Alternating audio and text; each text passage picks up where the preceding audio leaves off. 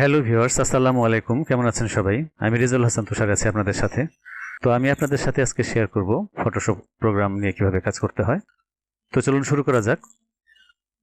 তো Photoshop programme সম্পর্কে আমরা মোটামুটি সবাই জানি। তো এটি হচ্ছে একটি গ্রাফিক্স প্রোগ্রাম।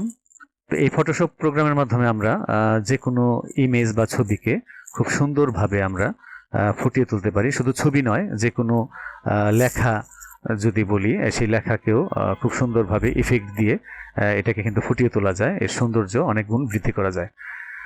তো আজকে আমরা এই ফটোশপ প্রোগ্রাম সম্পর্কে জানবো। তো আমি আজকে ফটোশপের যে সিএস ভার্সনটা, সেই সিএস ভার্সন নিয়ে আলোচনা করব। তো আমরা ফটোশপ প্রোগ্রামটি এখানে দেখতে পাচ্ছি। তো এই ফটোশপ প্রোগ্রামের উপরের দিকে আমরা যদি লক্ষ্য করি, এখানে দেখব বিভিন্ন মেনু রয়েছে। এই মেনুর ভিতরে বিভিন্ন প্রোগ্রাম রয়েছে। সেই প্রোগ্রামে মাধ্যমে কিন্তু আমরা কাজগুলো করব। তো আমরা এরপরে নিচে বাম দিকে একটু লক্ষ্য করি, এখানে একটি টুলবার রয়েছে। এই টুলবারের মধ্যে বিভিন্ন টুল রয়েছে। মূলত এই টুলগুলোর সাহায্যে কিন্তু আমরা কাজ করে থাকি।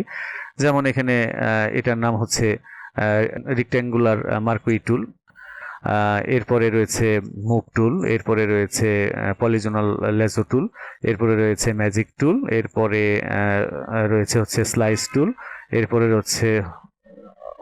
হচ্ছে ক্রপ টুল, এরপরে রয়েছে হিলিং ব্রাশ টুল, এরপরে রয়েছে হচ্ছে ব্রাশ টুল, এরপরে রয়েছে কোলন স্ট্যাম্প টুল, এরপরে রয়েছে হিস্টোরিক্যাল ব্রাশ টুল, এরপরে রয়েছে ইরেজ টুল বা ইরেজার টুল, এরপরে রয়েছে গ্রেডিয়েন্ট টুল, এরপরে রয়েছে স্মুথ টুল, এরপরে রয়েছে বার্ন টুল, এরপরে রয়েছে পাথ সিলেকশন টুল, এরপরে রয়েছে হরাইজন্টাল টাইপ টুল, এরপরে রয়েছে পেন টুল, এরপরে রয়েছে কাস্টম শেপ টুল, এরপরে রয়েছে নোট টুল, এরপরে রয়েছে আইড্রপার টুল, এরপরে রয়েছে হ্যান্ড টুল, এরপরে রয়েছে জুম টুল।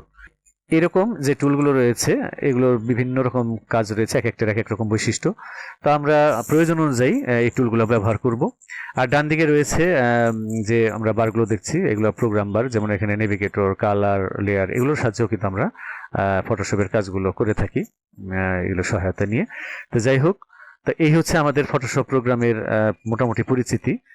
তো এই ফটোশপ প্রোগ্রামে কিভাবে আমরা কাজ করব সেটা পরবর্তী টিউটোরিয়াল আমরা দেখব। তা আজ শুধু আমরা পরিচিতি নিলাম। পরবর্তী টিউটোরিয়াল দেখার আমন্ত্রণ জানিয়ে এখানেই শেষ করছি। সবাই ভালো থাকবেন। আল্লাহ হাফেজ।